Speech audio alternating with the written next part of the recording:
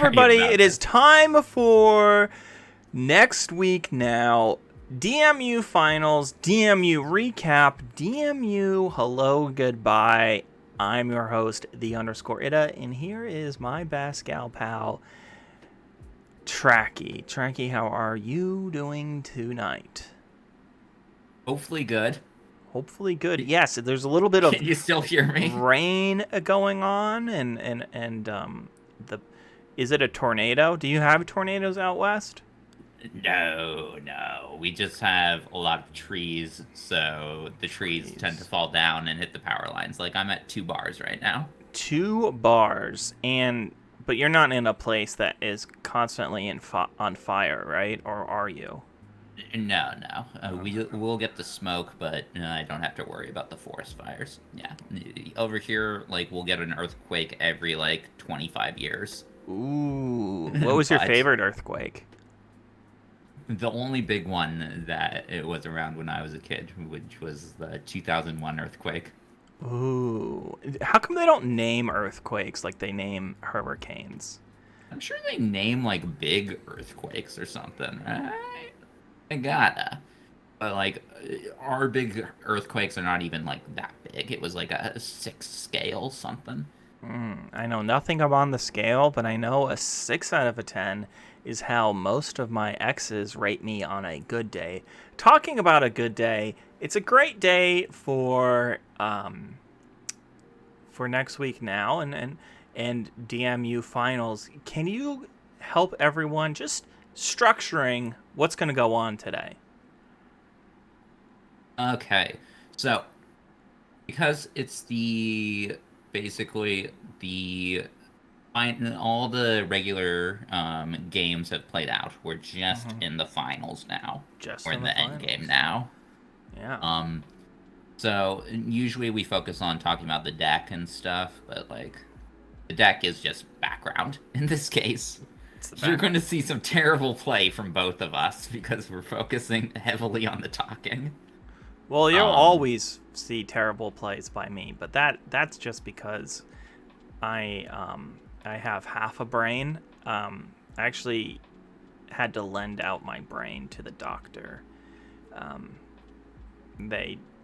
We're unsure how someone with my intelligence could live, and so they took half my brain, and then it turns out that I don't have any intelligence, and I just operate on outside stimuli. So. You're now I'm blanking. Some kind of animal that's in, yeah. Yep, some kind of sea animal, you know? Yeah, like a sea anemone or something. Sea cucumber, yeah. Anyways, so yeah, we won't be talking much about the deck, but we'll still have the 3 games. First game, we'll be talking about the decks of the format. I'll go over my top 10 lists for the format. Second match, we'll be going over the cards of the format, the top cards of the format. And then match 3, we'll talk about the finalists, what we might see out of them, and we'll both give our guesses for who's going to win. Well, that sounds really exciting. We can't guess me. That'd be rude. That would be a little bit rude. Well, let's down on guessing myself. Let's go into the first game. You want to send me a challenge? Yep. I mean, you could always guess yourself. There's nothing wrong with that.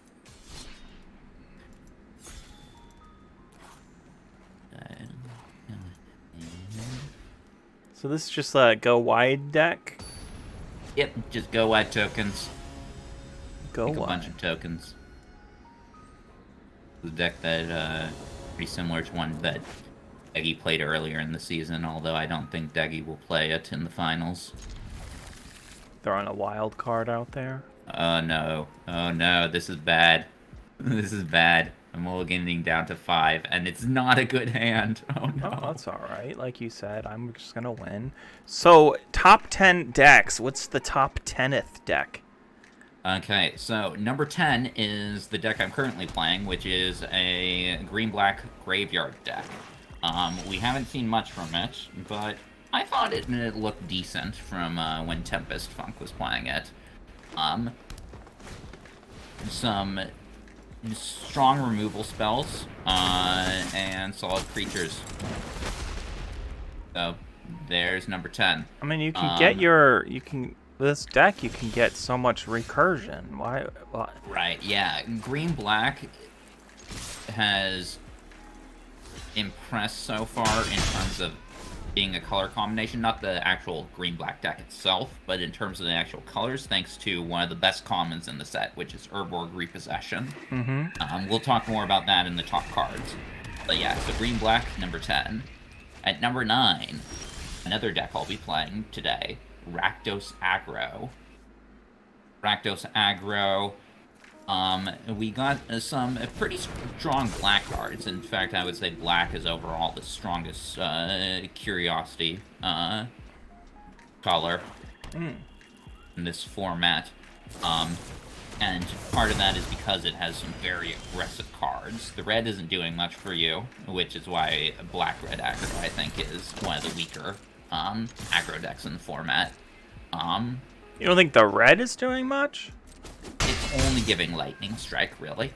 What about the little Phoenix chick? I have gone way down on Phoenix chick. Going down on Phoenix chick. All right. Okay. No, it's a baby. It's legal. So yeah. Number 8, I would say, is actually the deck you're playing, like green tokens. Its main weakness is that its main weakness is, well, for one thing, wraths. And considering there are some good wraths in the format, that weakens the token strategy. And also, it just doesn't have a good, like, early game. Like, the 1 and 2 drops that are available to you are few and far between. Especially, like, in terms of the commons, they're just not that good. Like, this deck plays Juniper Order Root Weaver, which is just, like, a very mediocre card. Yeah. I don't know what that card does. It's the 2/2 that you can kick it to put a +1/+1 counter on something. Yeah. Now I know. The Necromass. But still, if you're not up against a Wrath, and if your draws are right, then you can have a solid game going on. If you get, like, a Captain's Call into, like, multiple, like, cards that can boost your whole team's power, that's pretty strong. So yeah. But still, it has some pretty significant weaknesses, which is why I put it at number 8. Nice. Number 8. I gotcha. Okay. And then, for number 7, I would say it's the red-green domain deck, which is an aggressive deck. And I think that one's a much stronger aggro deck, thanks to the power of some of the domain cards. You're talking about cards like Mirror's Outrider, which can come down and, like, you know, a lava axe to somebody's face.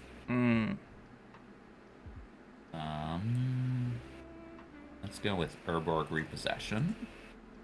Let's go with Soul Tender and Necromass. Surely you can spend 4 mana and play the Necromass. Yep. Okay. Nice. So, red-green aggro, it's a bit tricky, because if your opponent has instant speed removal, they can really get ya, because part of the strength of the deck is having a bunch of power and toughness boosters, Gaia's Might, Weatherseed Treaty, Colossal Growth. So, yeah, block there, and block there, and block there. So, yeah, if your opponent has, like, an instant speed removal spell like Destroy Evil, then you're going to be in a lot of trouble. No one likes to get into trouble.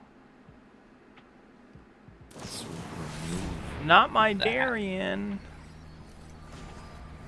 Yeah, That should hopefully help a bit. This to help us survive. So yeah, because of that, red-green aggro can still have good games, but again, just putting it in the number 7 place. Number 6 is a deck that we have seen used consistently by finalist Bird of Prey, and that is the blue-red Suvan Duplimancy deck. Based around, it's basically a blue-red spells list based around dropping that the Suvan Duplimancy, which is an enchantment that when you use one of your spells and target one of your own one of your creatures with your spells, it creates a copy of that. So you use like the blue-red, like there's a bunch of like cantrips or just cheap effects that can allow you to just easily double up your creatures like Balmor, Talarian Terror, into having a good board. I like the deck a lot. It's a very fun deck. Who's been running that? Bird of Prey. But yeah, I like the deck a lot. It is weak to the fact that Duplimancy is an enchantment that can be removed by cards like Tear Asunder, Broken Wings, and especially Destroy Evil. So it's vulnerable to that. And I think that it doesn't really have as strong of a backup plan in the case where a deck is able to take down that Duplimancy. Which is why I only put it at number 6. Plus, I mean, Duplimancy is only one card out of 40, right? And even though you have some decent card draw with, like, Impulse and stuff, real a possibility, still, it's a bit tricky. But it has such actually a high reliably potential. It does have a lot of high potential, and when it goes off, it does go off. But yeah. It's a bit too much all in to make it crack the top 5, in my opinion. Yeah, I'll play first. Keep this. It's actually a keepable hand. At number 5, this one might be controversial. I think it's Blue-White Tempo. It's a deck that, like, I played one of the weeks. We never got to see next week now for it, though. But Blue-White Tempo, it's like a spells list. I'll choose this one. Basically, it's aggressive enough to be a good matchup against the control decks. And it also has enough controlling aspects to be good against the aggressive decks. Now, it falls apart against the mid-range decks, but considering, I think, that aside from walls, the main mid-range didn't really see as much play, I think that makes Blue-White Tempo a pretty good deck. And I think it's a lot more consistent in its game plan than Blue-Red is. But both those are, I would say, pretty close together. So I don't think it's like a drastic difference between the two. And I think that anything from 5 and up, like, are about pretty similar on quality to each other. I think it's with number 4 that you start getting into actual, like, your big decks of the format. Big scary decks of the format. Yeah. Number 4 is Red-White Aggro. Red-White Aggro is basically where you want to be with your aggro lists. Let's go ahead and play Urg. Urg, spawn of Turg. Such a fun name to say. But yeah, Red-White Aggro. White, very strong color in this format. Probably the probably the second strongest, but very closely behind black, in my opinion. I hang back. Red-white aggro is basically the best aggressive deck of the format. It has a lot of high-quality creatures, good removal spells, and it has, I think, a better game plan than, like, say, the white-green deck or the red-green list. You're playing some pretty powerful cards in a red-white aggro list, and you're backing it up with a lot of good cards. 7/7 is hard to deal with, though. Yeah, but you got some turns. Yeah. So yeah, that's what I would put in the number 4 spot.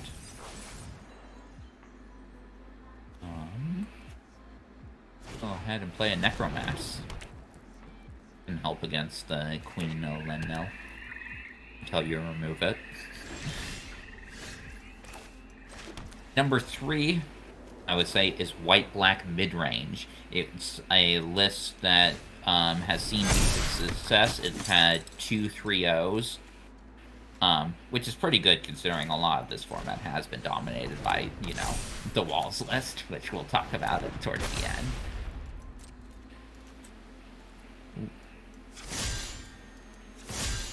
Very scary.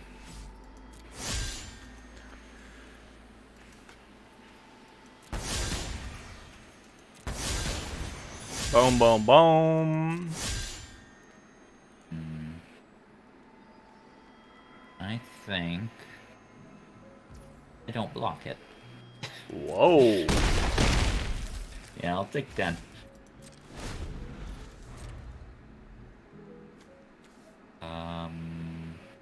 Sure.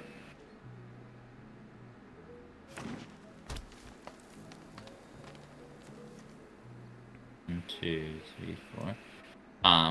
Yeah, white-black mid-range is pretty good. Part of the main reason for that is because of the strength of one of its uncommons, Phyrexian Missionary, which I'll talk more about in the cards match. But yeah, that it's a very strong card, and I'll just say that.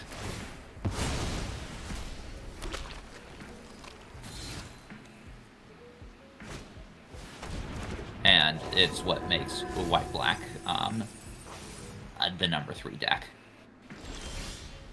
Then at number 2, I don't think any surprises here, Sultan Control. Sultan Control is actually currently the best deck in the format because the best deck got banned. Sultan Control we can expect to see a lot of in the finals. It's a very solid control list, has a bunch of recursion available to it, great removal spells, and some really solid endgame threats. We're talking like Tolarian Terror and Tatova. Fantastic cards that easily push Sultai Control into being one of the best decks in the format. Block there, take 5? Something like that, yeah. Sure. So yeah, Sultai Control, going into the finals, it will be the best deck in the format. It will be the deck to beat. But oh, these nerds. Okay. yeah. But as I said, that's only because the best deck has been banned, and that is the Walls list. Walls was the terror of Dominaria United. Let's see. Yeah, just put a fine wall into play. Walls basically won 1, 2, 3, 4 of the weeks. It won 4 of the weeks, and it also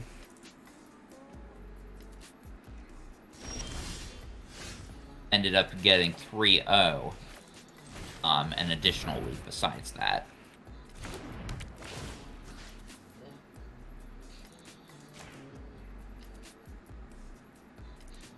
I don't really want that on the battlefield.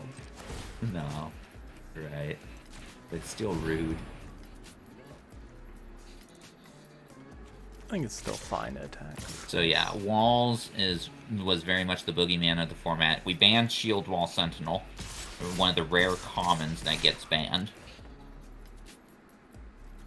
Let's see. I think I just want to attack out. I can see why. Let's see. Okay, block there, block there, block there, block there, take 2?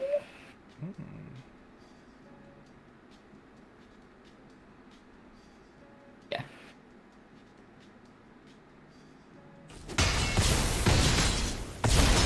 So yeah, Wingmantle Chaplain got banned in the final week. I mean, no surprises there. Wingmantle Chaplain is probably the best uncommon they've printed in years.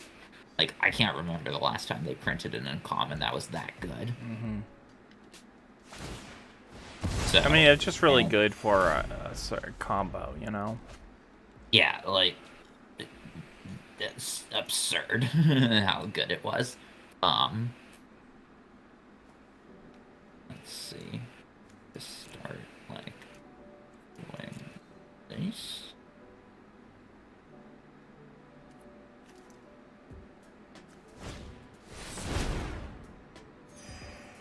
Arcweave Crusher, let's go. What a garbage card. I don't even know why I'm playing it. Anyways, so yeah. Walls, though, is banned, so we no longer have to worry about that doing anything. Oh, yay. Ding dong, the witch is dead. So that's what we can... that's overall my thoughts on the decks in the format.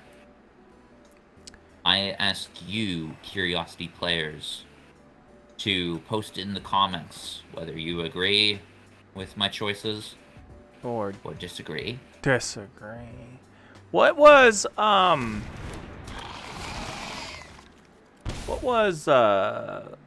deck that I played? Was it Grixis? I think I played, what, 2 decks this season? Or maybe just 1 deck? I don't recall. Grixis removal, and I went 2-1.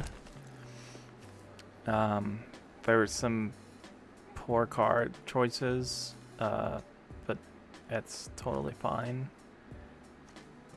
Yeah, it was like oops all removal, and probably like 3 or 4 creatures. That deck has shown up before with like Mira's Outrider. I remember was it Kosker who played that list, or somebody else? No, it was Mordenkail. I think someone played it the week after I played it. Yeah, Mordenkail played a list that only had Mira's Outrider as a creature.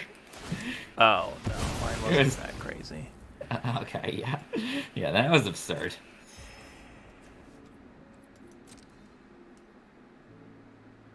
Seems like we're on a deadlock. We are. Daggy says, it's Friday, barely have an idea what I'm playing tomorrow. I might just throw my Rogue Rakdos deck from 2 weeks ago at the wall. Since Daggy, I was thinking, I was going to guess you were going to play white-black mid-range, actually. You had decent success with that.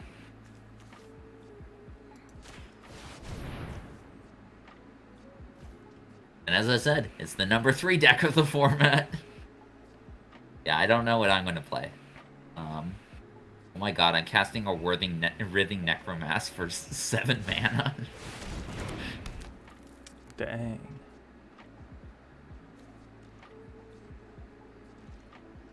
Now I have 2 of them. Yeah, what am I going to do? And you've only played 1 requisition. Yeah.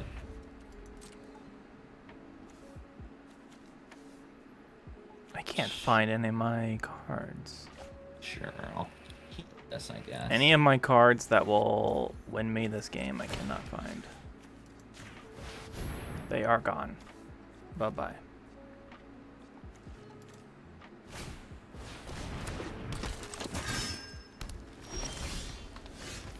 Oh, it makes sense. Oh, lordy. 12 and 22. You have 12 cards remaining? Yeah. 0 creatures in your graveyard? No. No creatures. They're all out on the field.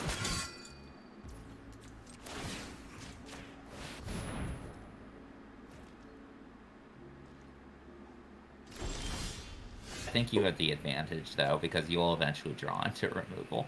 I mean, I might draw into removal. Who knows? I have removal spells in this deck.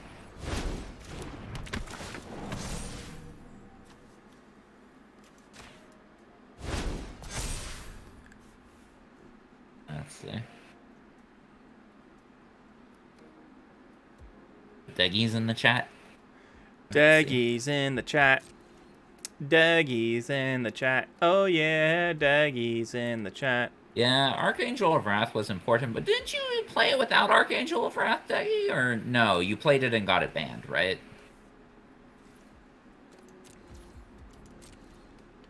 I think I have one card that can win me the game. I think... And that is Redeemer. I'm now going to start ultimating Liliana.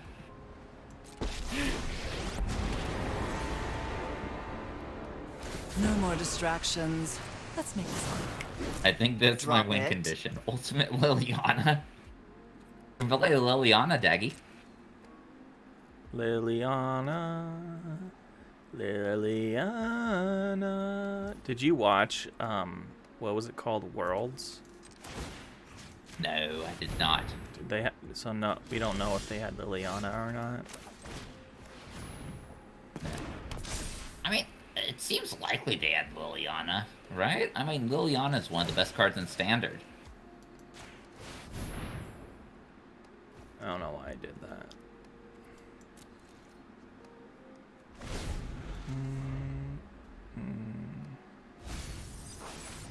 I have one creature that can fly.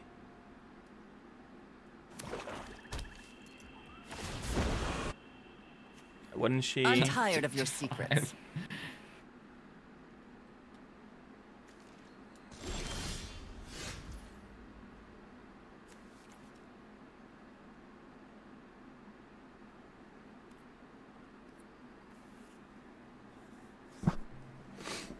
I guess.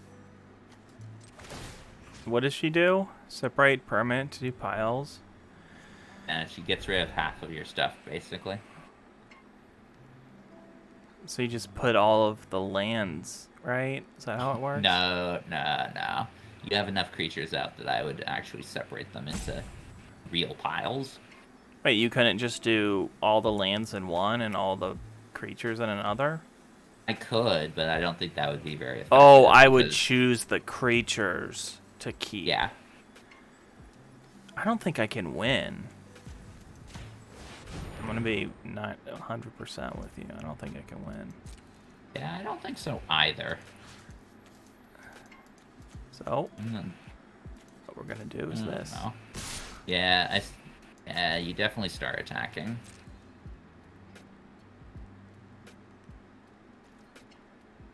Okay, let's see. I end up blocking Defiler of Faith. here. I don't think the Defiler of Faith is alright. I think it's okay. Which one? Defiler of... It's the white one. Oh, yeah. You know it's white because it has faith in the name. I mean, you could definitely very throw in Defiler of Faith. It's a bit vulnerable to removal, but you do have Missionary, and I'm guessing your list will put in Braids' rightful return. That's what I'm doing. Hold on. What am I blocking? I'm blocking that. Did I ever I'm tell you that blocking my friend works for WotC. Fucking there. One of the projects that he did There. for his undergrad or his graduate or something was he wrote a program that guessed what the magic... Wait, what's this?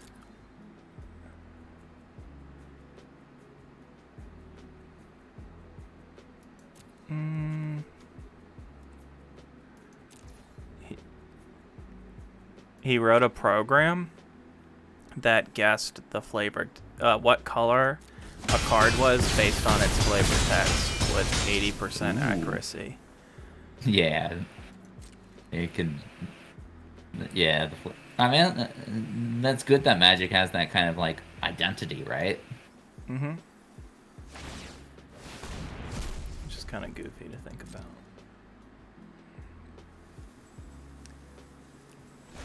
Oh, no.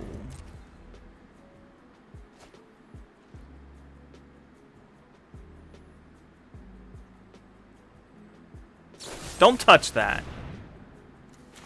Do. Like that, can't touch this. Guardian of New Benalia will be a better fit. I think it's like hard because it's... I guess I'll discard this so I can ultimate next turn. Me. You might not be able to.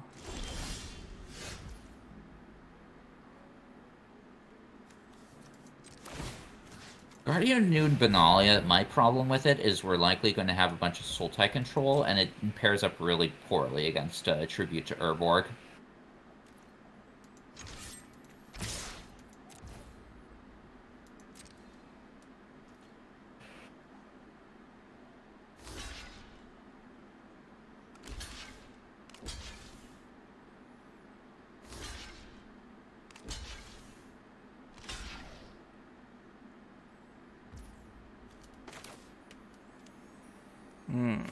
I guess if we go into game 3, we can start talking about, like, the top cards, like... Yeah, like you said, the games don't matter. Yeah, it's true. Yeah, let's do this. Keep my one homie alive. Yeah, I figured.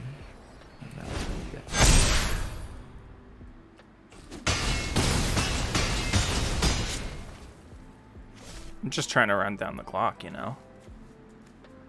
This one I might actually make you sacrifice all your lands now. First, let's make Urg bigger.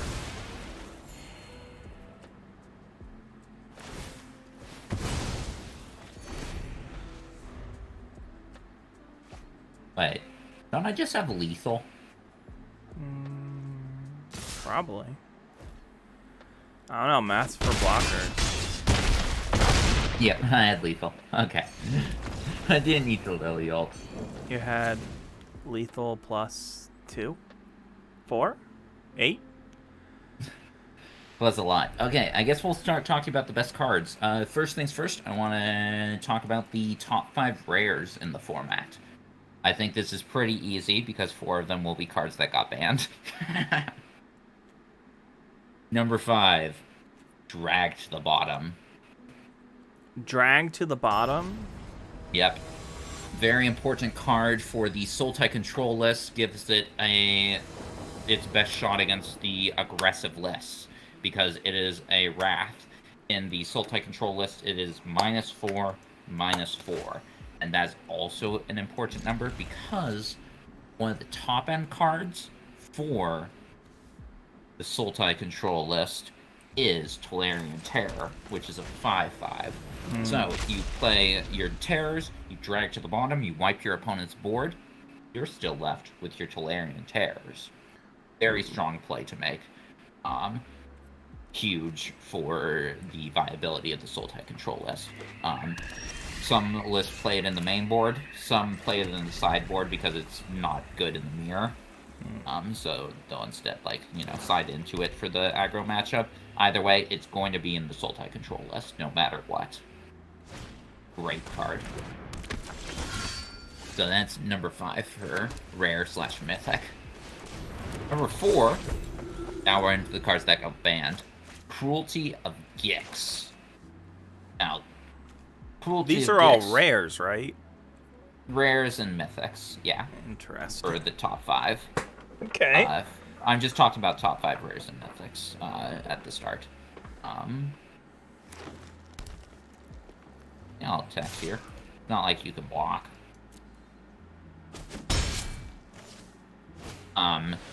So Cruelty of Gix, great card. Part of the reason why it's so great is because it is a permanent.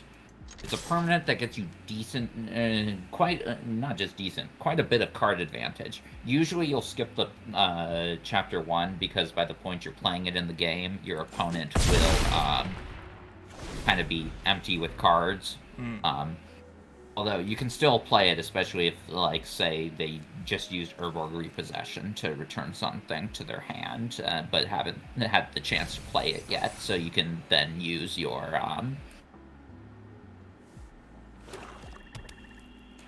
I will attack with Knight, because you cannot block it without trading stuff.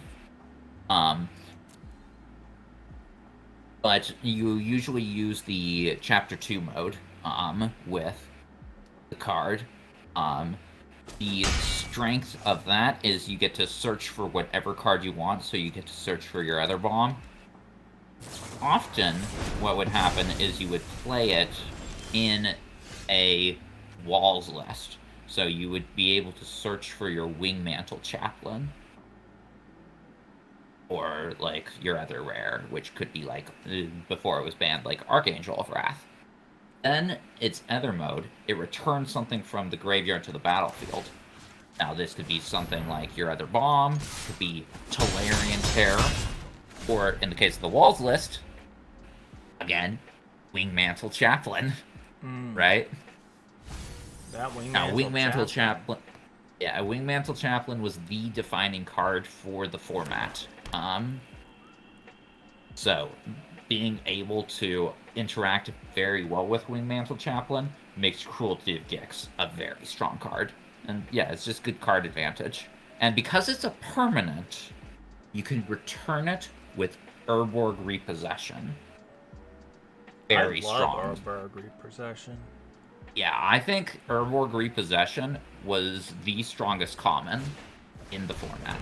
Even stronger than Shieldwall Sentinel, which got banned. I could see that. Just because, I mean, I think Shieldwall was... Oh, sorry. Well, no, I think it's really powerful because... I mean, it's more powerful than that, just because... Oh my god. Can I get a card? I mean, Shieldwall Sentinel, it got banned, but it's only got banned because of Wingmantle Chaplain. Well, I'm saying Urborg Urborg Repossession can be put into any deck, while Shieldwall Yes. Sentinel is only in a Walls deck. Yeah. Like, Urborg Repossession helped make the Sultan control list as good as it is.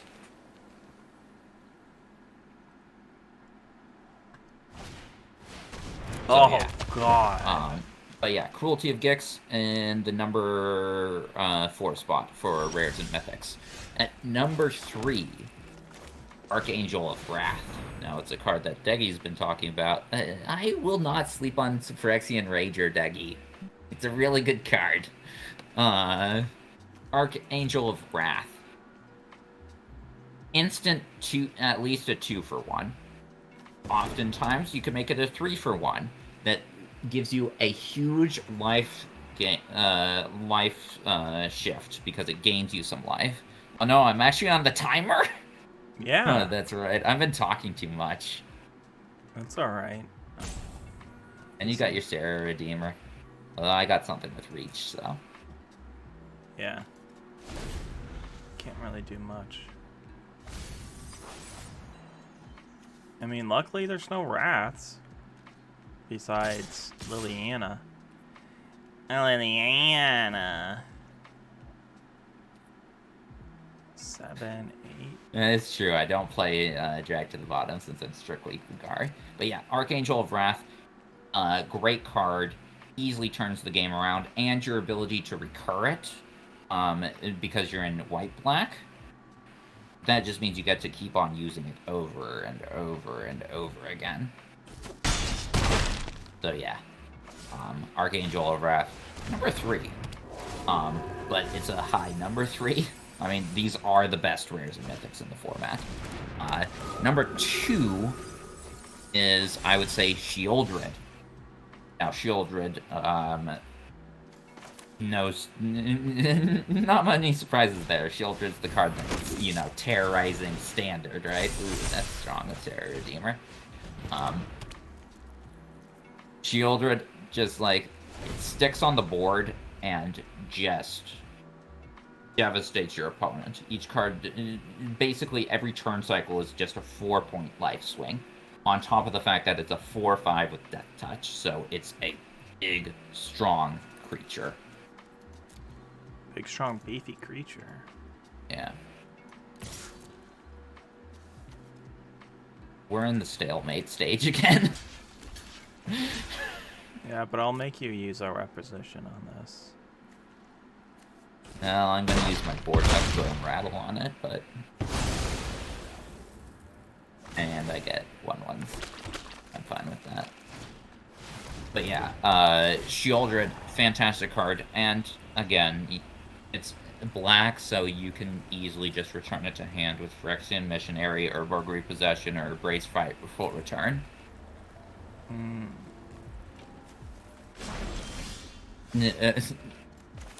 And the number 1 slot, Sarah Paragon. Ooh. Sarah Paragon was really, really good because it could, like, the card advantage it gave off, like, the recursion package that White-Black had available to it was absurd. We're talking, it could bring back Phyrexian Missionary, and you could kick the Phyrexian Missionary because it still costs, like, it's still a converted mana cost less than 3, so, like, you get to kick it and, like, bring things back. You could bring back Brace Fight for return. Like, you could bring back your Citizen's Arrest. Like, just made it almost impossible to beat the whitelist. And, like, you just keep on getting back Sarah Paragon, so, like, your opponent can't deal with it unless they manage to exile it. And they have to use, like, Terra Sunder to exile it because you're in white, so, like, you have Destroy Evils to destroy any Citizen's Arrest they use. So, yeah. Sarah Paragon, easily the number 1 card of the set, for curiosity. Although, again, all these rares and mythics are very strong cards. It's very strong boys. Strong boys and strong girls. Yeah. I guess I'll lose 1. Next, talking about the uncommons.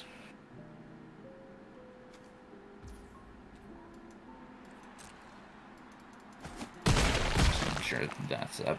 Listen, actually, I'll talk about the uncommons in the next match. Well, I've got 5-minute timer. No, let's keep going. Let's keep going. No, I think I can win this game. You think? Do. I mean, we do have a lot of creatures, but so do I. If you can get rid of Namada, then you can just start swinging in with Sarah Redeemer, and you're in a good Oh, no! You have a Tapper!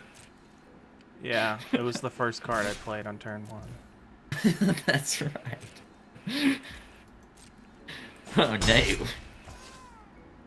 I want a 5-turn... Well, I guess I have Urg, so, like... I'm actually not on the clock.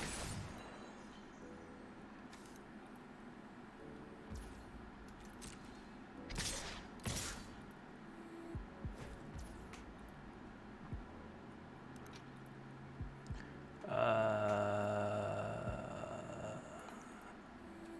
Watching any good shows lately, Hida?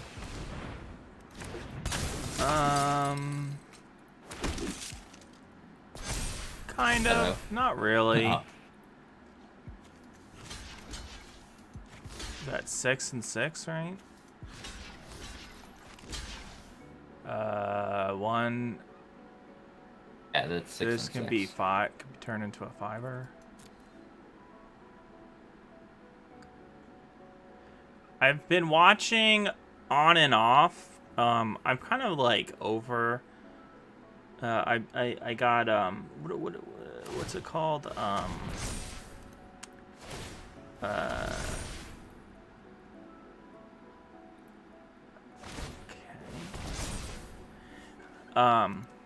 I got disappointed by too many movies, and that's just usually what happens. So I just like stop watching movies because of that. So 1 mana necromass. Let's go.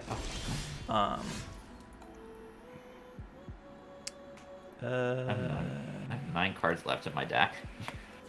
Well, I'm gonna be dead in 4 turns, so it doesn't matter. But like. Oh wait, no. We established that I won't die from Sarah Redeemer because I have Urg. Unless you remove Urg. Then I probably died from Sarah Redeemer.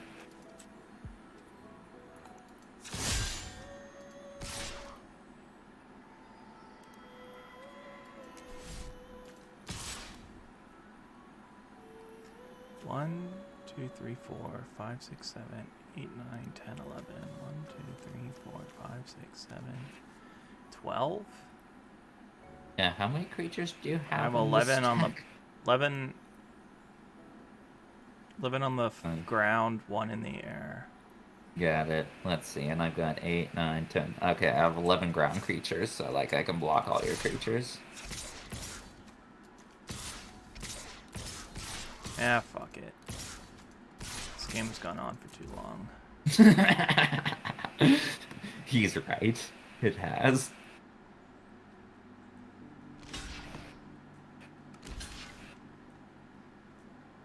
Oh, I think I made him. Yeah, you're probably gonna die here because of that, but you know. It is what it is. It doesn't matter. We're not showcasing the deck. I've been stuck on 5 lands this game. Ah, I hadn't even noticed, honestly.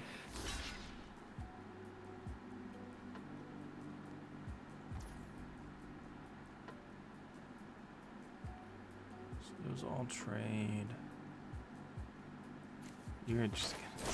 Oh yeah, you're just gonna get A bunch of saprolings, you're right, yeah.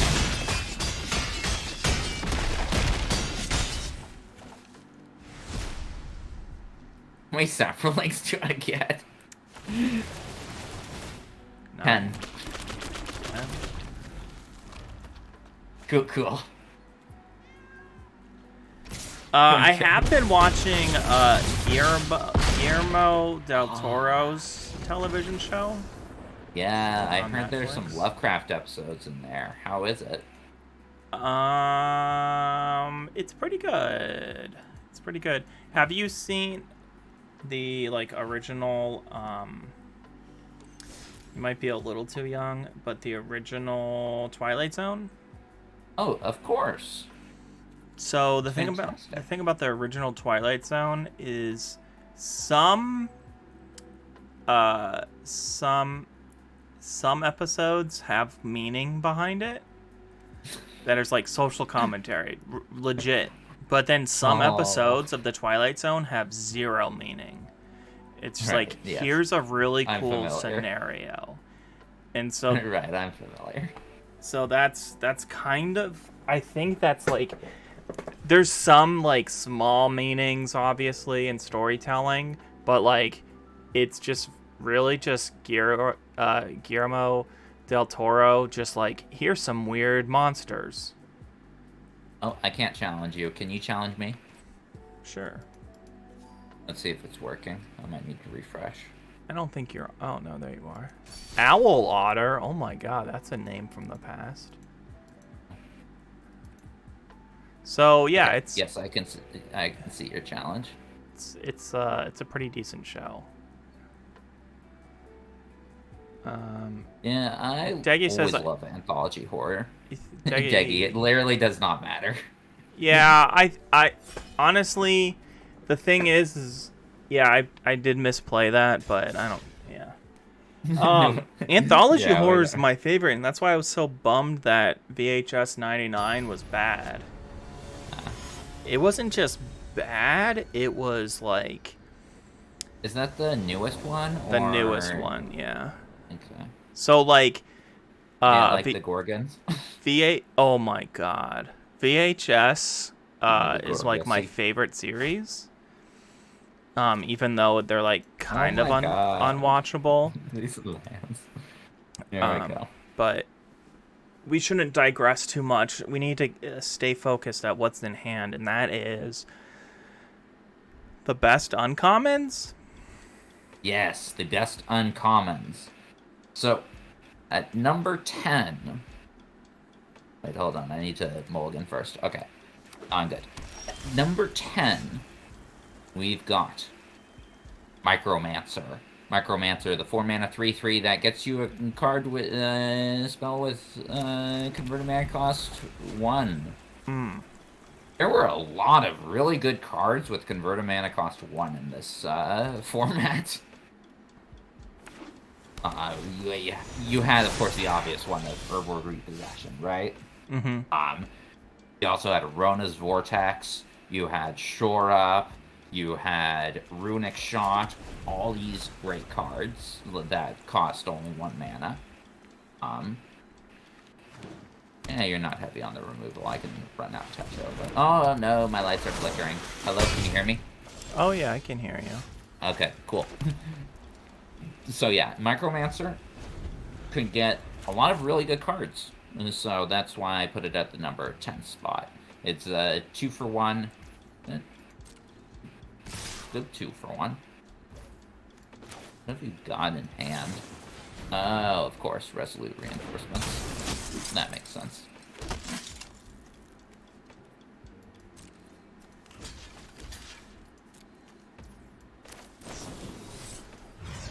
Ah, I see. You're trading off. I'll take that trade. Yeah, definitely. Tachioba is a scary card. In fact, it's going to be on this list eventually.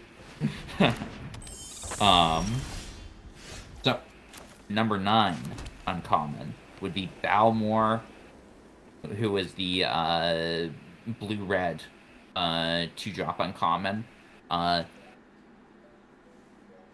Basically, part of the strength of the blue-red deck, why it was so good. It allows your, like, Tolarian Terrors to trample over for extra damage and stuff, because it gave, like, trample as part of its ability. So, a really strong card that is basically partly responsible for making blue-red able to be, like, a viable deck. I want both these cards, but no, I can only keep this card. Oh, I can keep both of these. Yeah, might as well. They're not lands, but They need to be lands. I think I'm aggressive enough right now with this list. So yeah, Balmor, great card. Number 8, Rona's Vortex. I mentioned Rona's Vortex when I was talking about Micromancer. Rona's Vortex, usually you would not cast it for the, just 1 mana unsummon effect, especially because it's only your opponent's creatures. What you would do is you would cast 4 mana, and you would basically permanently get rid of your opponent's cards, unless, like, your opponent makes their way through their entire deck. But, non-destroy removal was very important in this format. And the reason for that is because of all the recursion that was available in this format. Oh my lord, you keep putting that in my hand. I want to play it. Yeah, I'm going aggro right now with the aggro domain list. I never got a chance to play this, but it's not even a good deck in my opinion. But doing good right now. I think I mulliganed down to 5, even. Anyways, so yeah, having removal that doesn't destroy was integral in this format. You needed a way to make sure that you are not just going to be got by your opponent returning all their stuff back. Wait, I can't gain life. Yeah, you dead here. Okay. At number 7 is Terra Sunder, which is at number 7 for the same exact reason as Rona's Vortex. Because it permanently deals with something by exiling. Yay. Gotta exile it. Yep, you gotta exile. So yeah, that's why Terra Sunder is number 7. Both Rona's Vortex and Terra Sunder basically played in the Sultan control list. Terra Sunder a bit better because of the fact that I think the exile effect is better than the shuffle effect. Also, the 2-mana mode, where you just exile an artifact or enchantment, is nice to have against, say, just like Citizen's Arrest, or if your opponent's playing the Duplimancy deck, just having that is, I think, stronger than just opponent only unsummon effect. And again, you might also be in a matchup. You might have also been in a matchup where your opponent's playing Cruelty of Gix, so they can search through their library. So if like you shuffle in with Rona's Vortex, the Sarah Paragon, if they had Cruelty of Nyx, they could just get it back. But Terra Sunder basically puts a stop to that. So that's why I put Terra Sunder ahead of Rona's Vortex. And number 6, an aggressive card with Knight of Dawn's Light. Very strong card for aggressive decks. Just a 2/2 first strike. Strong card on its own, both aggressively and also on the defense if you need it. The pump ability was very strong. It could often threaten being like a 4/4, or even later into the game, a 5/5. And those stats with first strike, fantastic. Also, because of the pump, it had a nice little synergy in the red-white deck, because it could pump itself, which would then trigger Baird, the uncommon, who makes 1/1 if your power is greater than your base power. So Knight of Dawn's Light would pump itself. You get a 1/1 token out of that if you had Baird down. So Knight of Dawn's Light, fantastic aggro card.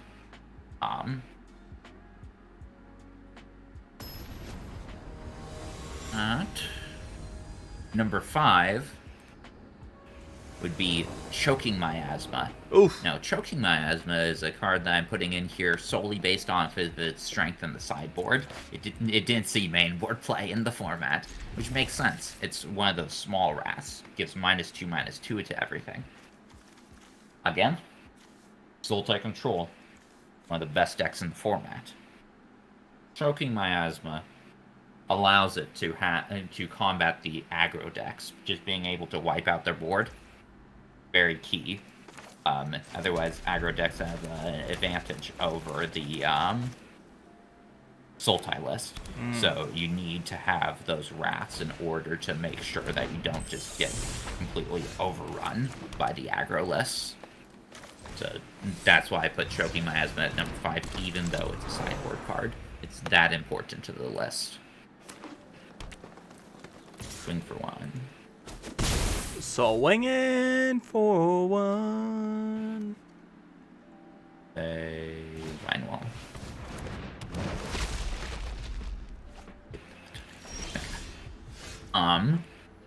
Number 4, Braid's Frightful Return. Now this one took a frightfully long time for somebody to figure out that it was really good. Who was that somebody? It was me. Oh. But I finally figured out that it had really good synergy with basically everything that was going on. Sarah Paragon, it could be returned from that. It could be returned from Urborg Repossession. It could return Phyrexian Missionary. Just return a creature was such key text in this set.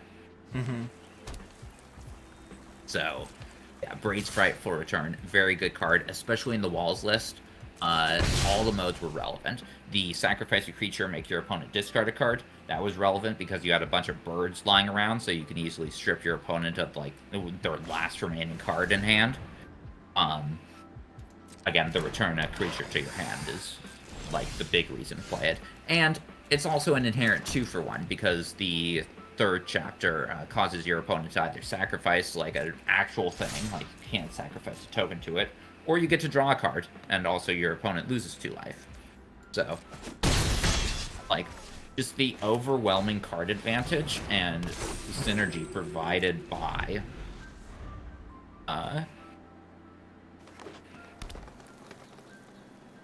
Braid's Frightful Return makes it the 4th best uncommon in the set. Rude. And number 3, we got Tachiova. Now, Tachiova is one of the big win conditions for the Sultai control list.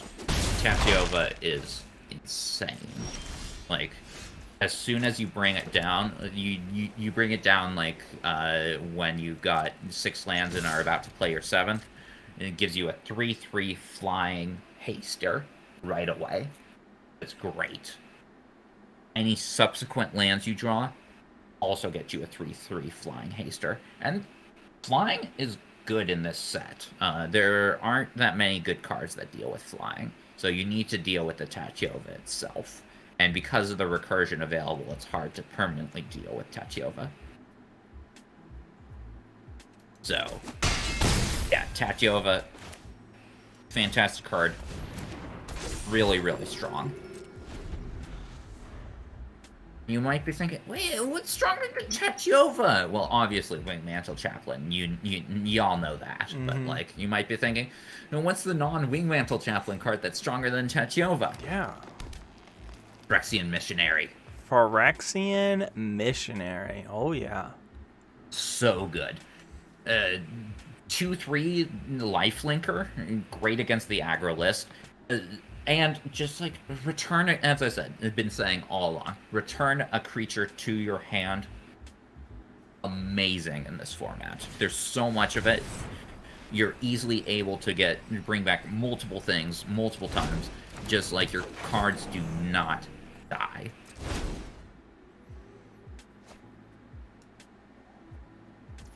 So, Phyrexian Missionary gets that number 2 spot because of that. Like, it's just phenomenal. Part of the reason why returning things is so good, because you have the best uncommon is a card with a really good enter the battlefield ability. Wingmantle Chapel. Yeah, Wingmantle Chapel. Listen, I'm going to be blown out by your +2/+2 combat trick, but... Thank you.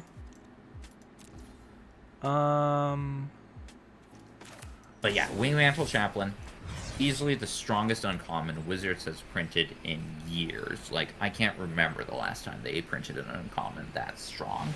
Like, I'm struggling. Well, yeah, I think it has to do with a lot that they're, like, usually things that make 1/1s don't deal with the past, right? So Wingmantle Chaplain deals with the past, and that is you have placed cards on the board. Exactly. Like, it rewards you for having a good board position. It rewards you for things you already want to do. So yeah, Wingmantle Chaplain, just phenomenal card. Honestly, might even be the best card of the format. I could see that. Yeah, he's stronger than any rare or mythic. It was a card that people instantly complained about, even... And usually people will complain about a card before the season starts, right? They'll be like, I think one of them was...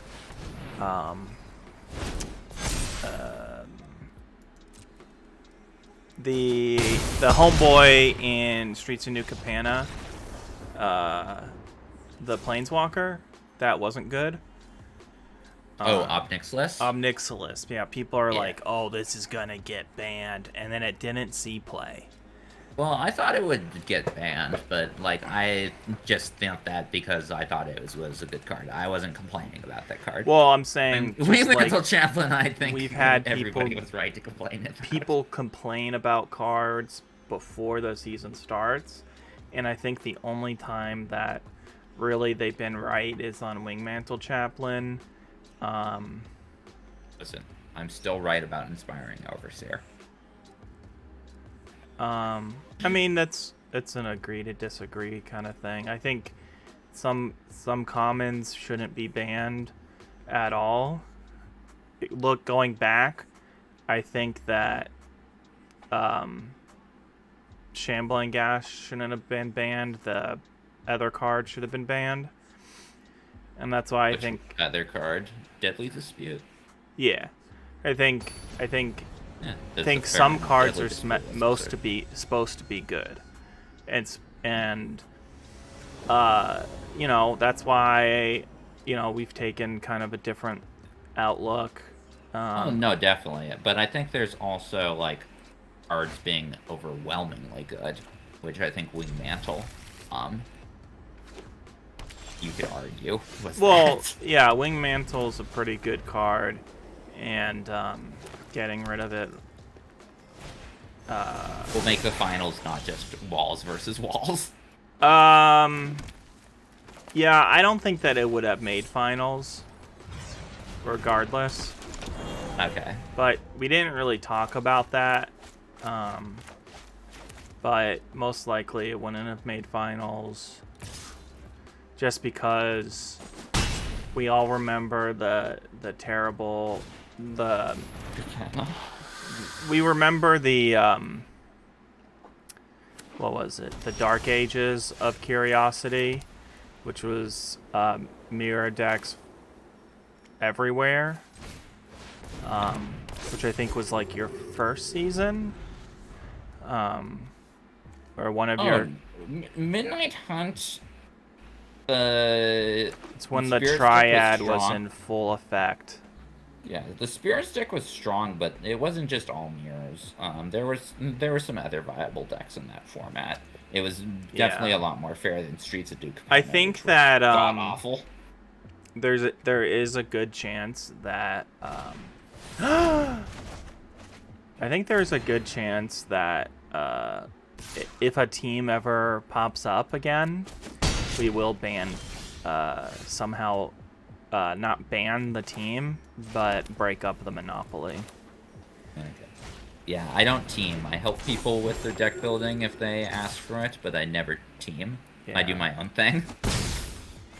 Which I think we were very excited about the Triad team at the beginning, because we thought that was cool and exciting for the format, you know, just like the idea that people care enough to make a team, but then it just made the best decks show up a lot faster. And I think if you were casual, you could look at the numbers and see that it really tanked the amount of people that were playing each season. Alright, okay. So yeah, that's uncommons. For commons, I'm doing 3 cards for each color. So we'll start off with, in my opinion, the weakest of the colors, which is green. Oh. Green was more of a splash color in this format. And you're doing 5 or 3? Sorry. The top 3 commons for each color. Okay, okay. So, number 3 for green, I would say, is Broken Wings. Interesting. Broken Wings. Oh, wait, hold on. Let me attack first. I'll do things later. So this domain is 3. Yeah. So it becomes a 5. 8 damage.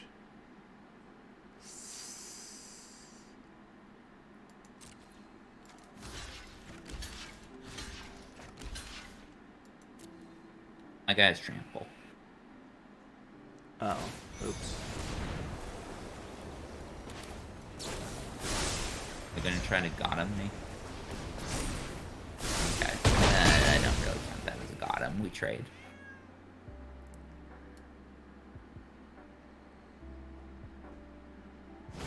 Okay. So Broken Wings, I put at green's number 3 spot. Good sideboard removal. Obviously, you don't mainboard it, but like just being able to destroy like big flying bombs or like Citizen's Arrest, Vesuvian Diplomacy. Solid card. Again, I put green as one of the weaker, as the weakest color combinations. So.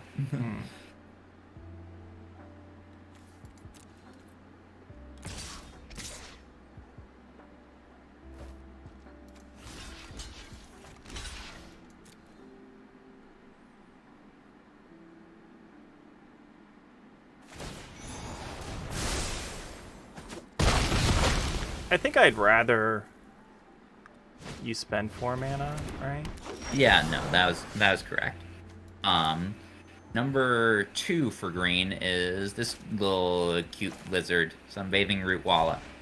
Look at it, it's so cute, sunbathing. Yeah, Sunbathing Root Walla, good for the red-green domain deck. Just a nice 2/2 that can start being aggressive early on. But later in the game, it represents a real threat with its activated ability. So I put that as the number 2 for green spot.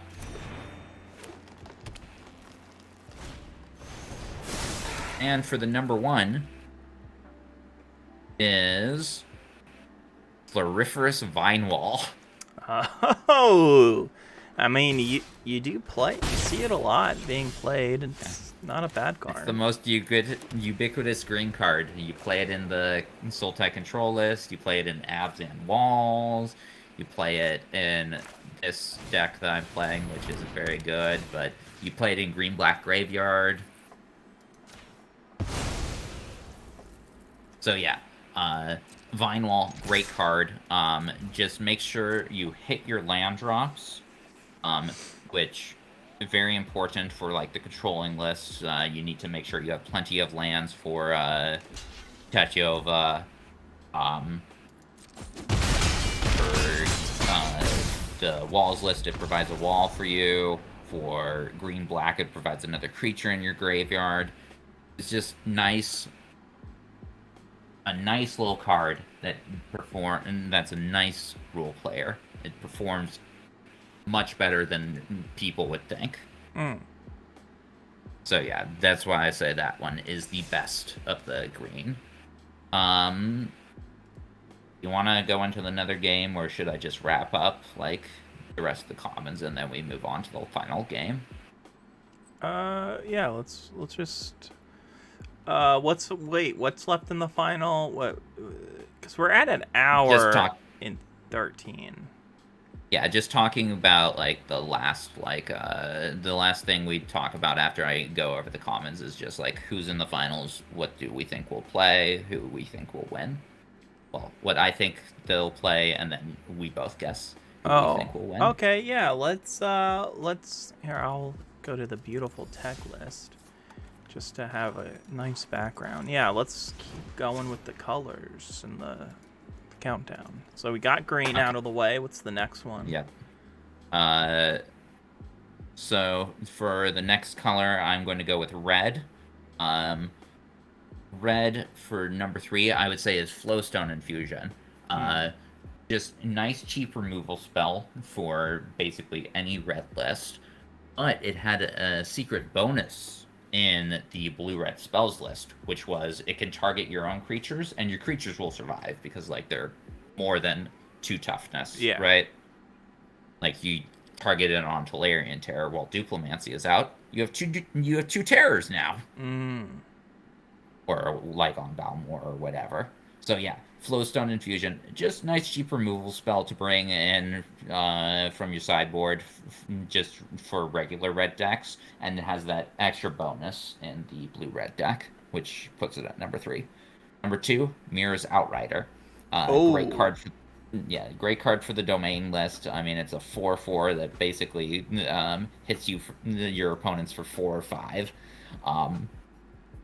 Fantastic card. I mean, you can't say anything bad about a deck where somebody's literal only win condition was 3 Mirrors Outriders. That was yeah. I not a mean, good list. I remember playing that in draft when the draft first started going, and just getting 3 somehow, and just doing 5 damage, 5 damage, 5 damage, bounce it back 5 damage. Yeah. Mirror's Outrider, great card. Part of the reason why the red-green deck can't work. Again, a red-green I put at number 7, but still, Mirror's Outrider makes it, playable. Number 1 is easy, Lightning Strike. That's not even, debatable, right? Mm-hmm. It's great seeing Lightning Strike back. Last time it was in Standard, or was what? Dominaria. No, it wasn't in Dominaria. The original Dominaria. That was Wizard's Lightning. Oh, that's right. It wasn't Ixalan.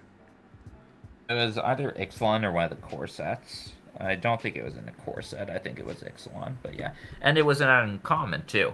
Now, of course, Red needed the help. Basically, they printed Lightning Strike at common because Red wasn't really that good, in all honesty. Mm-hmm. But Lightning Strike helps, kind of buffer that out. Just phenomenal card. This comes at no surprise. I mean, Lightning Strike's a card that, sees cube play. Yeah. But yeah.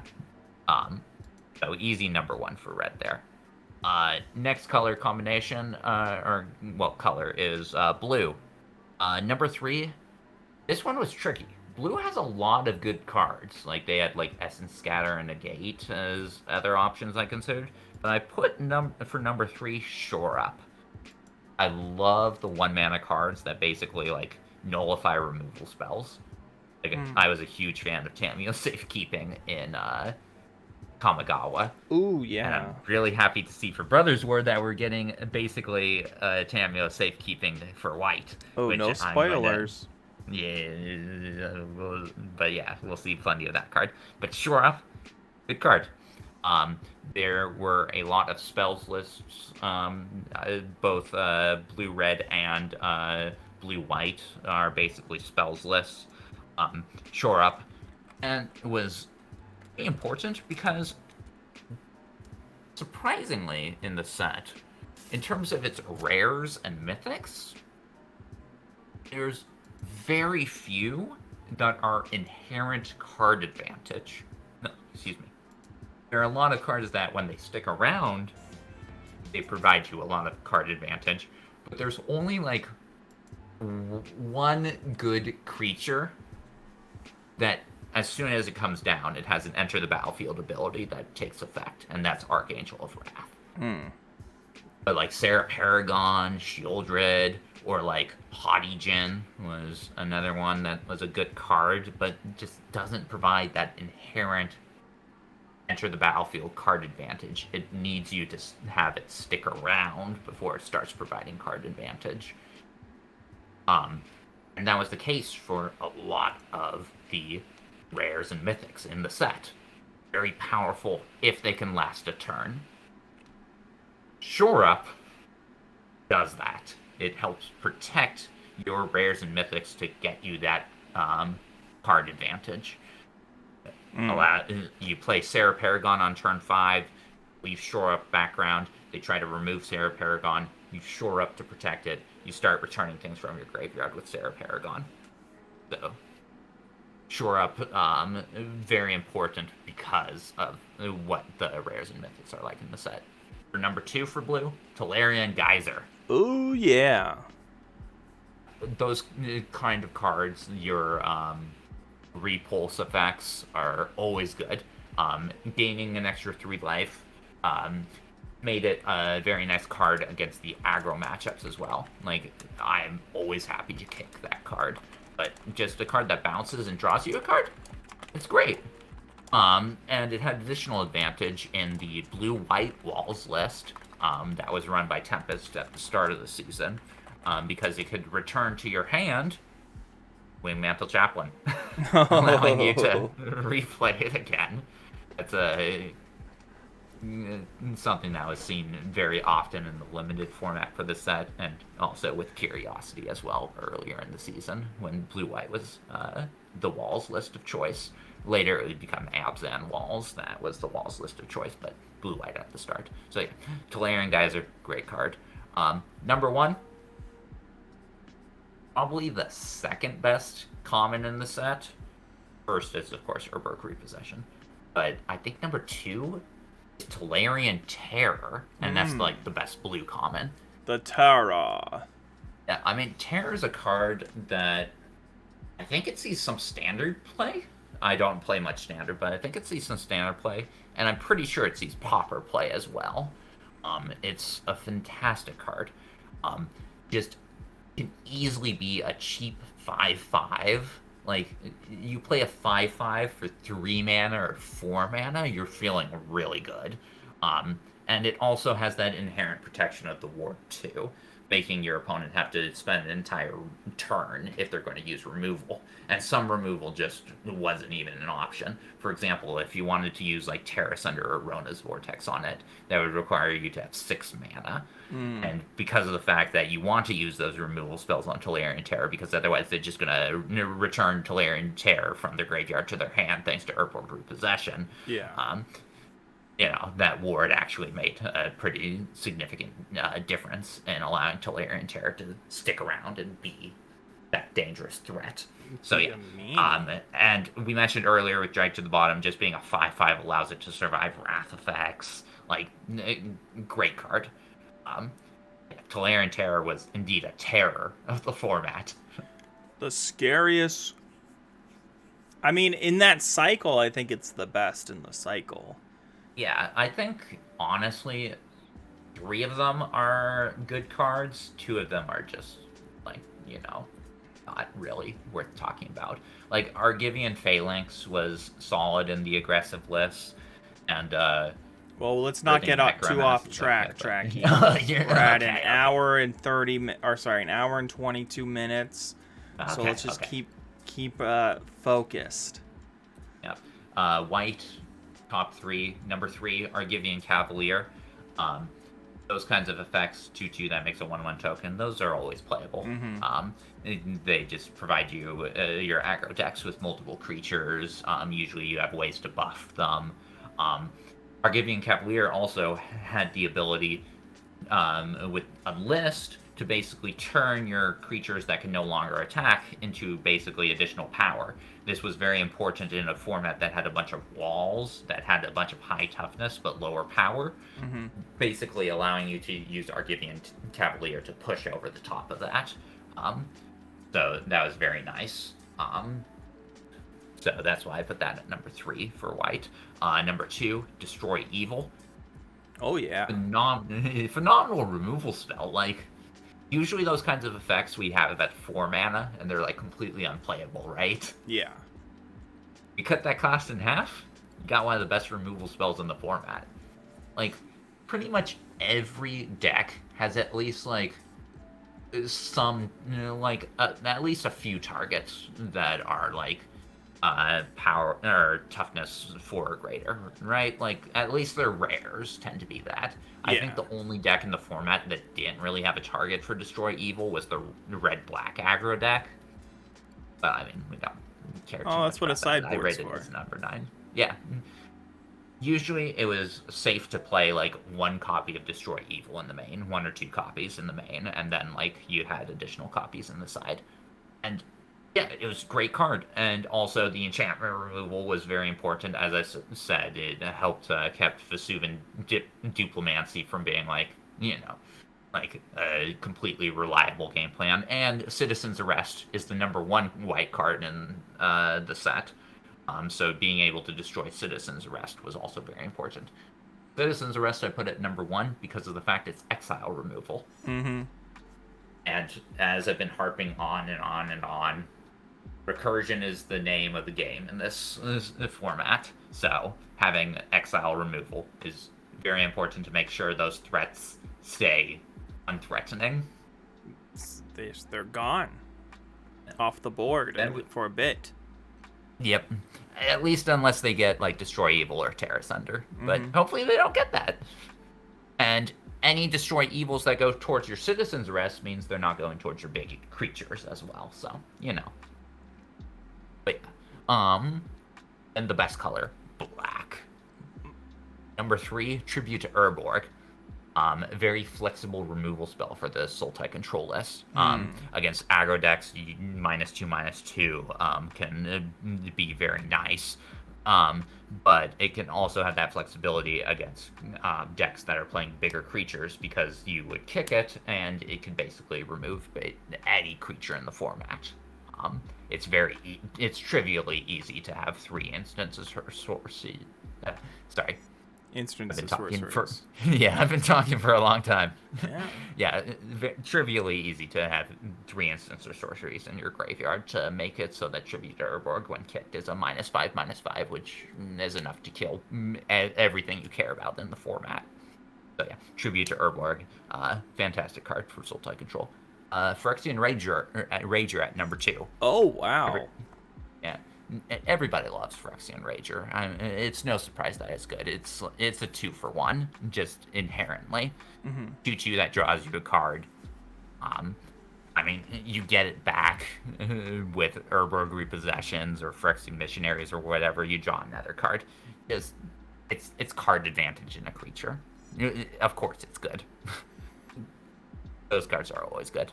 So no surprises there. And then number 1. Card we have been talking about a lot. The best common in the set. Over and over and over again.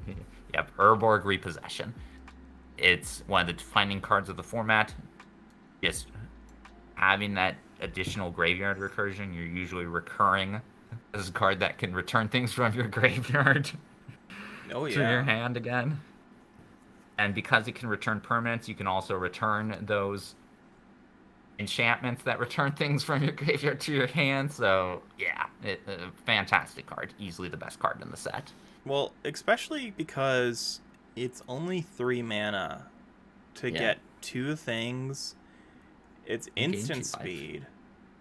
Not instant speed. It's not instant speed. You gain 2 life, but I think at 3 mana later in the game you can get 2 things and you're going to probably guaranteed be able to play one of them.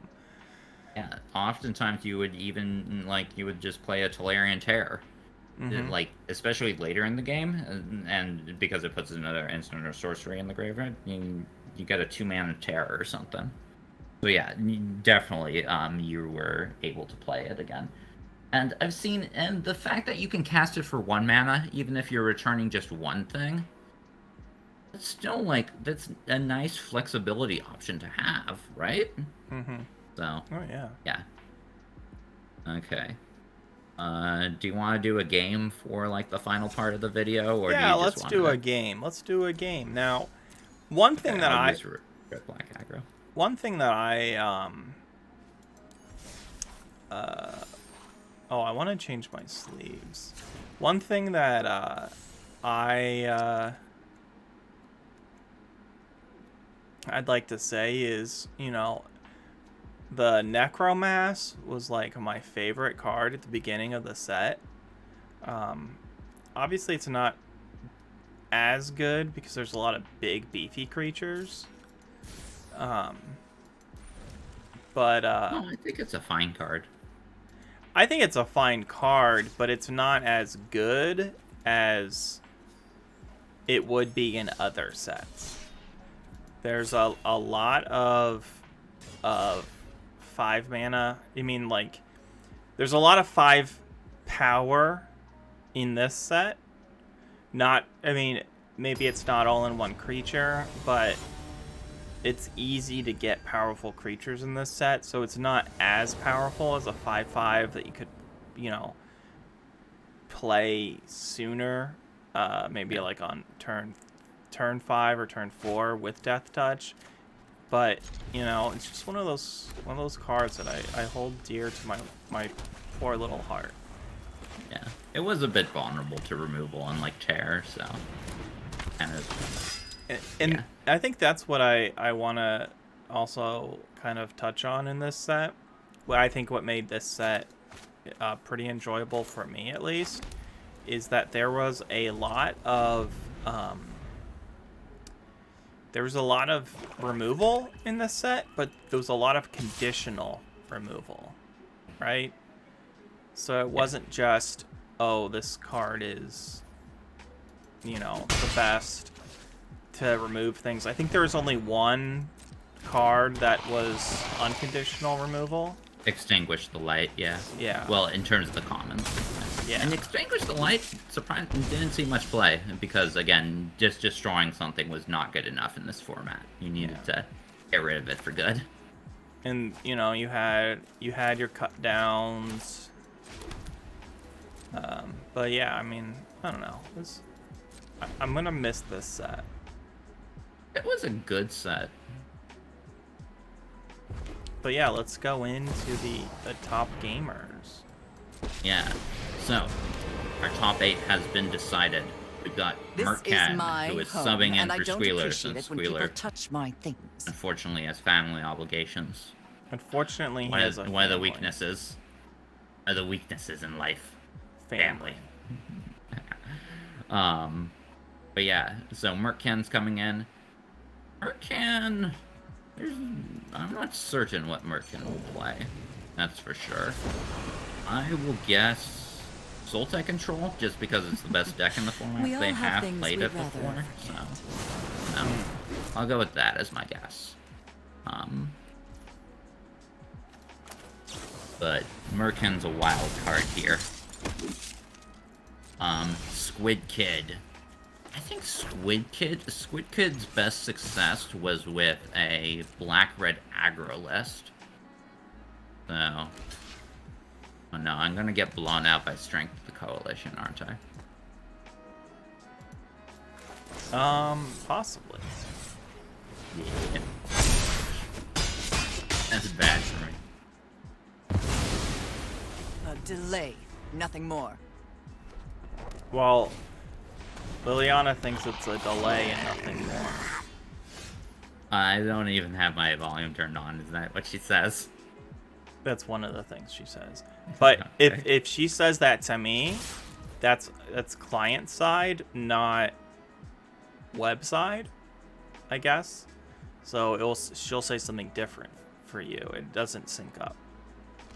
Okay. Which I think is stupid. Yeah, I think Squid Kid might play the black-red aggro list in the format. It would be decent. You can expect a lot of control, so having an aggro list could be good metagame choice against a control list, right? Yeah, possibly. I just feel like, Lord.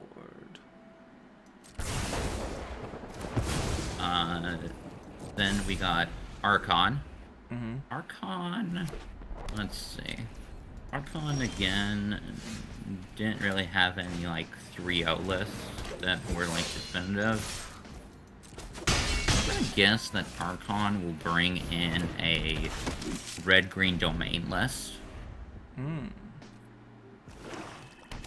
Again, I think having an aggro deck in a control format could be a good meta play, so I think we'll have some players try to bring in those aggressive decks. And I think Archon will be one of them. Deggy. I mean, we talked with Deggy earlier in the stream. We did. Yeah, Deggy seems to be going on the black-white mid-range plan. Which It's a solid plan. I'm thinking I'll be going that plan as well. No. But yeah, black-white mid-range from Deggy. I think that was the deck they found the best success with.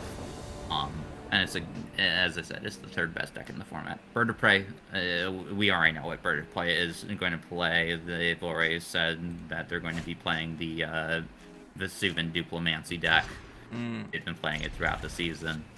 I'm looking forward to it. Hopefully it does well for them. I believe. Jayfish is the wild card of all wild cards. Always the wild card. Yeah, since Jayfish got Abzan Walls banned, hard to say what Jayfish will play. It sounds like they're playing some kind of four-colored nonsense from the Curiosity chat, so, but who knows? Maybe they'll go for, like, Sultan control? Jayfish has played that in the past, but yeah, Jayfish, we love Jayfish. Yeah, Jayfish. Who knows if they'll bring in an actually competitively viable deck, though. Here's hoping, though. Tempest Funk, also a bit of a wild card since Tempest Funk was on the Walls plan for much of the season. Fuck. I feel like they're going to bring in Sultai control. It might surprise with, like, I don't know, green-black graveyard or something, but I feel like that's unlikely. I think Sultai control is the best guess for Tempest Funk. And for me, I don't know whether or not I'm going to bring in Sultai control, or whether or not, or I'm going to bring in white-black mid-range, or I might even go with red-white aggro. Each of those decks has, like, you know, their chance at being a viable deck. I could go aggro to kind of like try and metagame the control decks, and black-white mid-range just because it's a good deck, Sultan control just because it's a good deck. Something suspicious is going on. No. And for one, Who you knows won't be what I will outsmarting bring me. to the table. I'm not sure what I'm leaning. I'll send that list to Swords tonight, but I can play. I'm going to play one of those three lists. Like, I'm not going to bring in anything crazy. I'm not going to be like, I'm not going to be like Esper all of a sudden. It's going to be either red, white aggro. I'm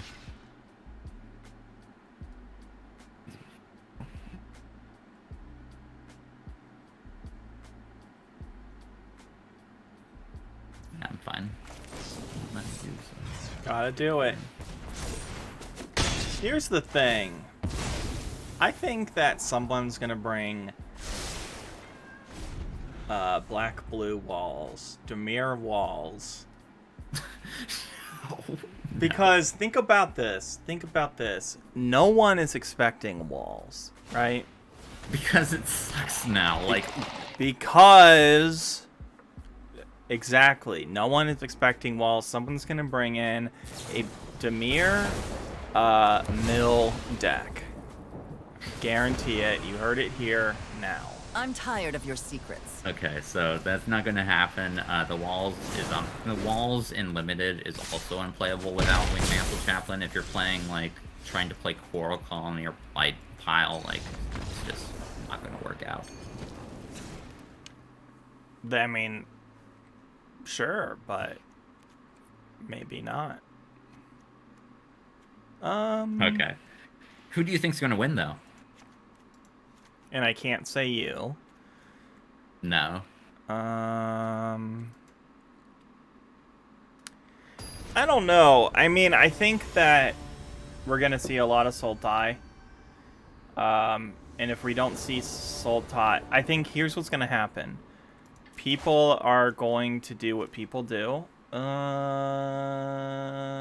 I'll keep this. People are gonna do what people do, right? They're gonna say Sultai's the best deck.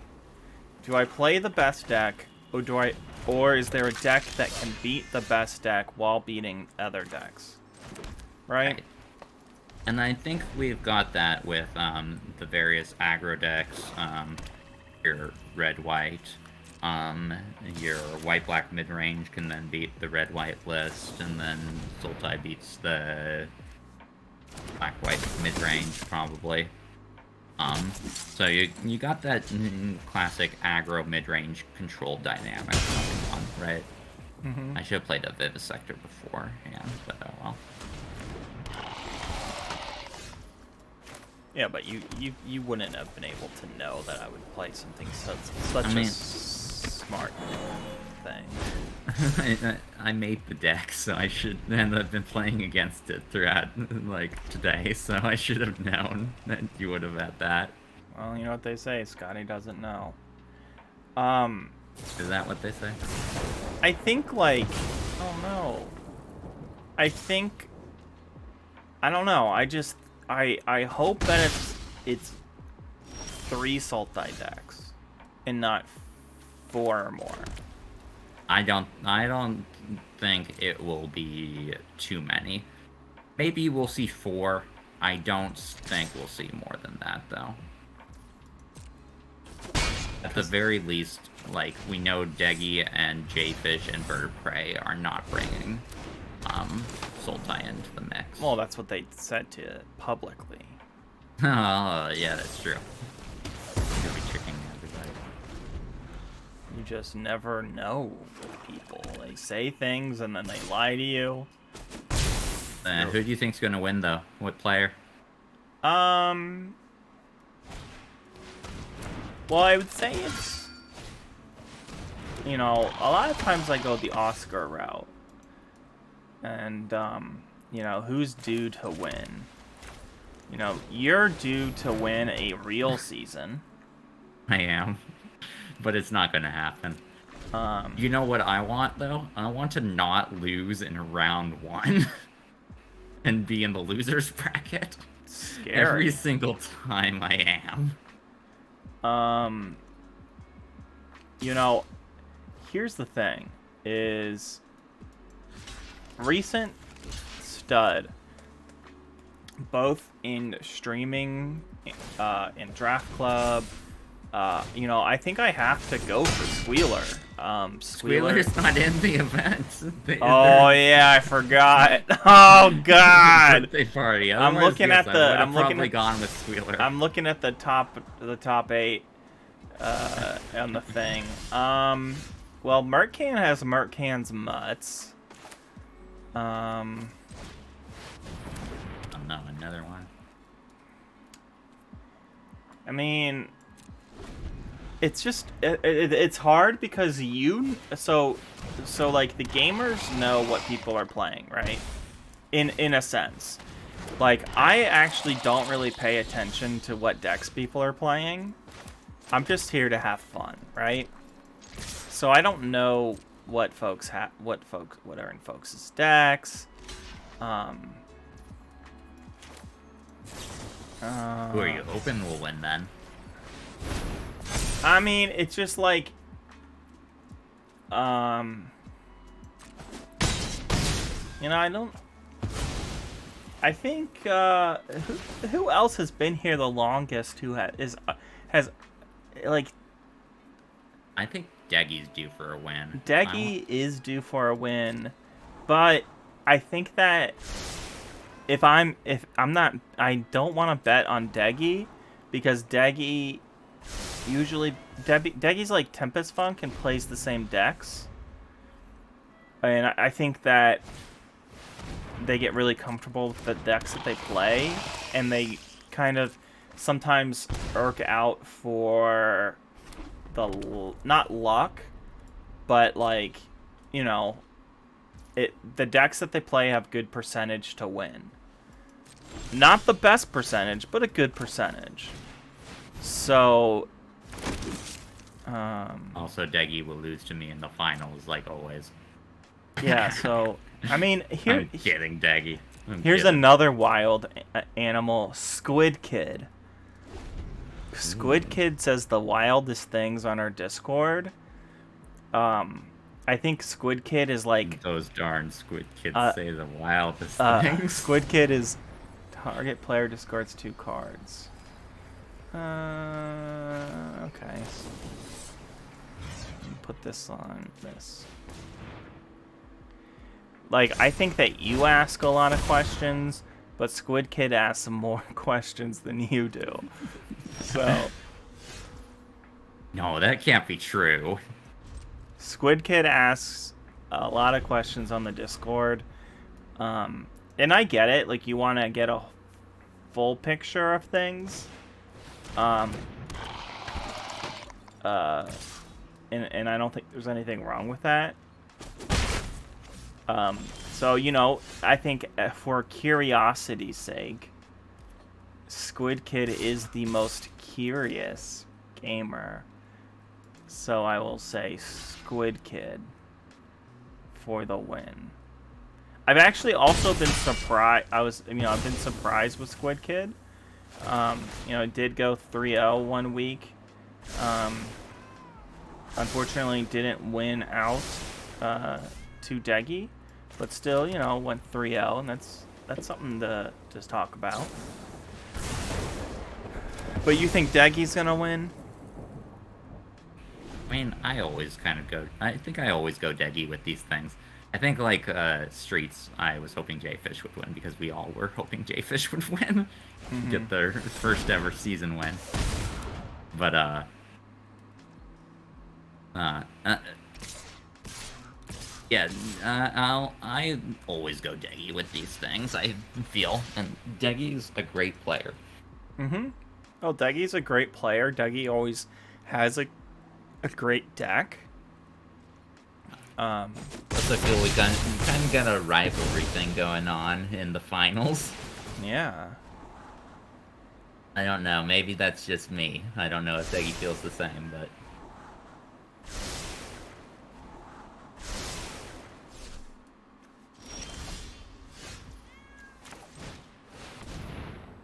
Okay.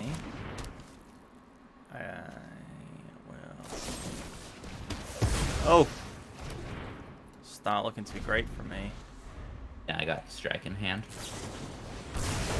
Oh! But you know what? You know who always wins? The animals!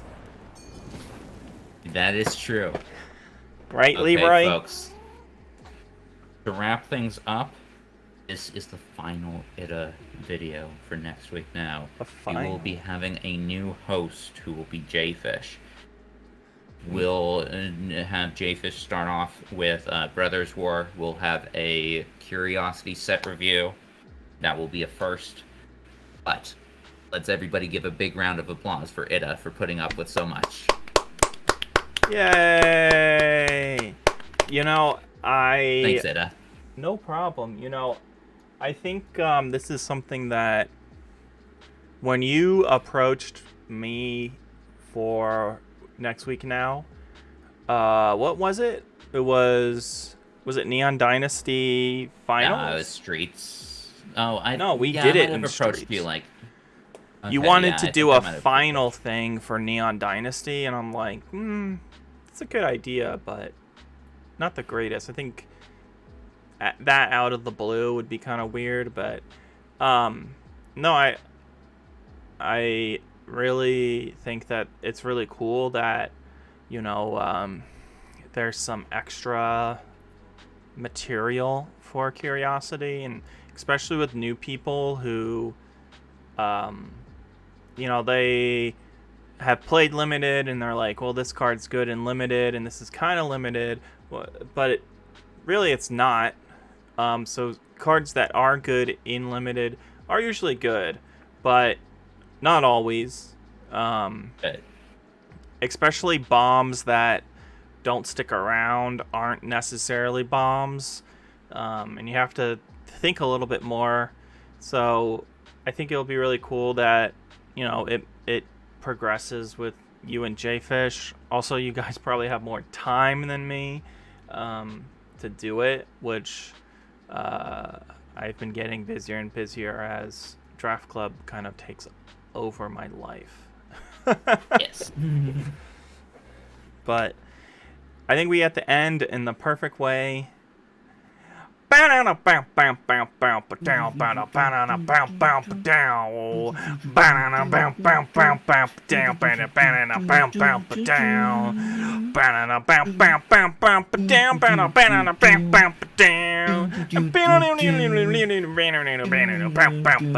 Next week now.